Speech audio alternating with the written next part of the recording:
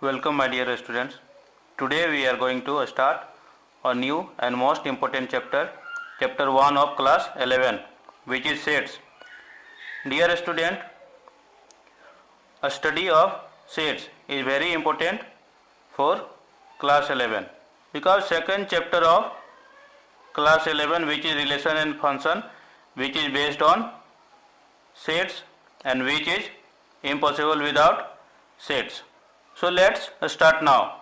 Dear students, in this chapter we will learn sets, types of sets, which is finite sets, infinite sets, singleton sets, empty sets, equivalent sets, subsets, null sets, equal sets and universal sets, and forms of sets, which is listing method or roster form, rule method or set builder form, and Venn diagram. तो Venn diagram visualization से related, interpretation से related या फिर word problem से related problems को solve करेंगे. Dear students, first question arises in your mind, that is what is sets.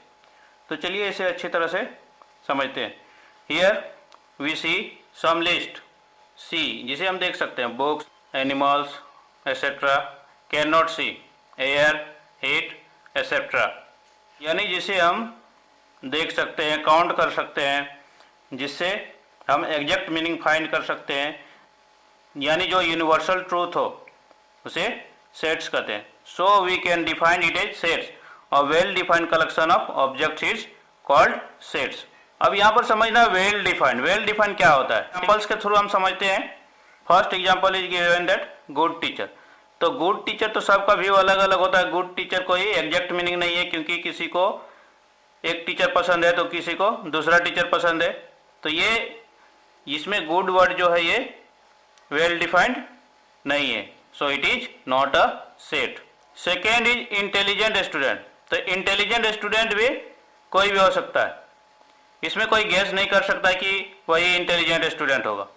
So it is also not well defined, hence it is intelligent student is not a set. Example third is given that states of India.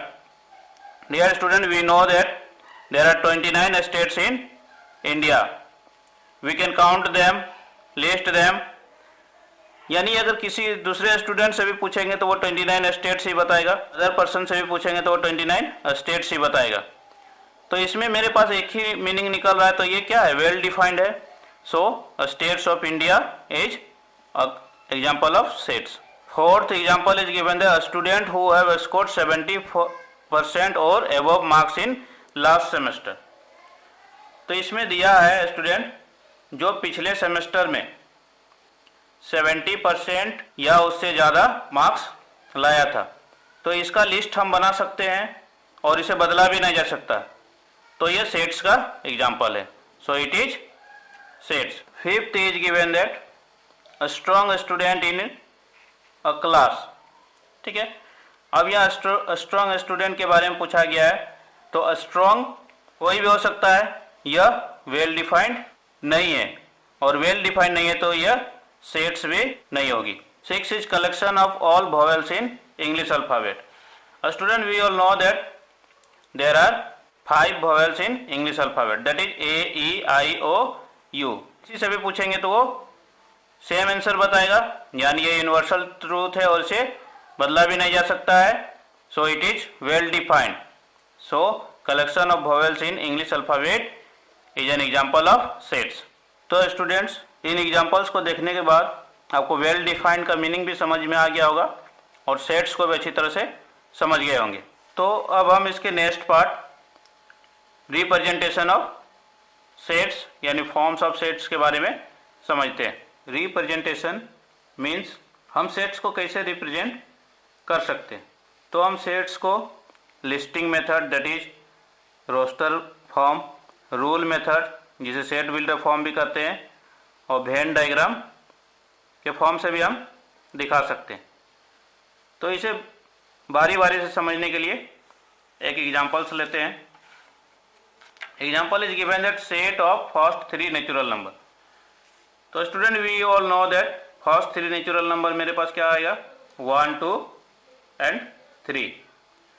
तो इसे roster form में दिखाने के लिए ए set A equal to करली bracketed under 1, 2, 3 bracket close, मतलब इस तरह से हम दिखा सकते हैं। ठीक है, जिसमें मेरे पास क्या होता है, ए क्या हो गया है, नेम ऑफ सेट, और ये करली ब्रैकेट हो गया। इस तरह से सेकंड ब्रैकेट जो होता है करली ब्रैकेट के अंदर में ही डाला जाता है, और जो भी सेट है मेरे पास उसको इस अंदर में डाल दें 1, 2 और 3। और कोमा देने के लिए ये रिप्रेजेंट करता है कोमाज टू सेपरेट करने के लिए, और ये सब 1, 2, 3 क्या है, इसका एलिमेंट्स।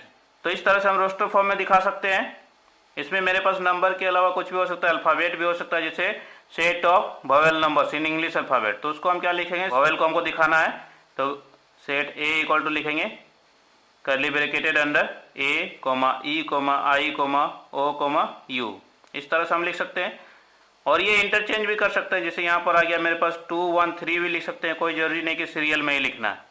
ठीक है, लेकिन रिपीटेड नहीं होना चाहिए, उसके बारे में इधर भी चर्चा करेंगे हम आगे। अब सेट बिल्डर, तो सेट बिल्डर फॉर्म को हम इस तरह से दिखा सकते हैं, set A equal to X such that X less than 4 for all X belongs to N. अब यहाँ पर मेरे पास जैसे वही एग्जांपल को लिए हम, set of first 3 natural numbers. तो नेचुरल नंबर मेरे पास क्या 1, 2, 3 है, तो इसीलिए क्या दिए हैं, एक्स दिए, एक्स सभी एक्स को रिप्रेजेंट कर रहा है सच दैट, यहाँ कंडीशन लग गया, x is less than 4 means मेरे पास तो 3 तक ही ना नंबर है, 1, 2, 3 नेचुरल नंबर्स है, तो लेस देन 4 लिखेंगे। वेयर क्या है, X belongs to N, that is capital N, मतलब क्या एक्स क्या है, नेचुरल नंबर है जिसमें एक्स का वैल्यू 4 से लेस है, यानी नेचुरल नंबर में 4 से लेस, यानी 1, 2, 3 एक्स सच दैट, और एक्स उस नंबर्स को रिप्रेजेंट कर रहा है, यानी वही नंबर आ रहा है मेरे पास 1, 2, 3 को हम सेट बिल्डर फॉर्म में इस फॉर्म में लिख सकते हैं। और ये है वेन डायग्राम है, इसको हम डायग्राम के थ्रू शो कर सकते हैं। तो मेरे पास नेचुरल नंबर है, कलेक्शन ऑफ नेचुरल नंबर का ही है, मतलब एक ही ग्रुप है, इसीलिए इसको एक सर्कल में यहाँ पर ड्रॉ कर दिया 1, 2 और 3। अगर अलग अलग ग्रुप रहेगा तो उसमें हम अलग अलग लेंगे। ठीक है, दोनों का कॉमन फैक्टर आएगा तो दोनों को हम कॉमन डायग्राम में दिखाएंगे। Take another example to more know about sets. The example is given that a set of all the letters in word mathematics write in roster form. ठीक है, इसे हमको रोस्टर फॉर्म में लिखना है, इन रोस्टर फॉर्म और listing method. हम इसको लिख सकते हैं, वर्ड क्या है मेरे पास, मैथमेटिक्स है। ठीक है, तो मैथमेटिक्स में हम लिख सकते हैं, यहाँ पर क्या है, एम है, ए है, टी है, एच है, ई है, आई भी है, और सी और एस है। सारे लेटर्स को 1 टाइम्स हम लिख देंगे। तो ये हो गया मेरे पास set A equal to M, A, T, H, E, I, C, S, comma में सेपरेट कर दिए और कर्ली ब्रैकेट्स क्लोज कर दिए। तो ये मेरे पास हो गया रोस्टर फॉर्म में। और लिस्टिंग मेथड भी कहता है लिस्ट करना, यानी एलिमेंट को लिस्ट किया, इसलिए लिस्टिंग फॉर्म कहा जाता है। तो ये मेरे पास इस तरह से रोस्टर फॉर्म हम दिखा सकते हैं। अगर हम इस तरह से लिखते हैं, set A equal to M, A, T, H, E, M, A, T, I, C, S, पूरा मैथमेटिक्स को लिख दिए हैं, तो ये मेरे पास सेट्स है, नहीं है। क्यों नहीं है, क्योंकि इसमें देखते हैं हम यहाँ पर एम 2 टाइम्स है, ए 2 टाइम्स है, टी भी 2 टाइम्स है, तो ये सब नंबर क्या है, रिपीटेड है, सो इट इज नॉट सेट्स। यानी हम इससे हमको क्या पता चल रहा है, elements in the set do not repeat, यानी सेट में एलिमेंट्स रिपीट नहीं करता है। अगर रिपीट कर देते हैं तो वो सेट नहीं है। तो सेट में हम कभी भी लिखेंगे तो जो भी एलिमेंट चाहे 2 से ज़्यादा बार भी आए, 4 बार, 5 बार, जितना भी टाइम्स आए उसको हम एक ही टाइम्स लिखेंगे। ठीक है, चाहे एलिमेंट हो चाहे अल्फ़ाबेट हो, जो भी हो। तो इस तरह से हम सेट्स को रिप्रेजेंट कर सकते हैं। So after this example I hope आपको सेट्स और रिप्रेजेंटेशन ऑफ सेट्स के बारे में अच्छी तरीके से समझ में आ गया होगा। तो सेट्स से रिलेटेड कुछ क्वेश्चंस यहाँ दिए हैं जिसे आप अच्छी तरीके से समझें और चेक करें कि सेट्स है या नहीं है, और हमें कमेंट करें। नेक्स्ट वीडियो में हम टाइप्स ऑफ सेट्स पर डिस्कस करेंगे। Thank you.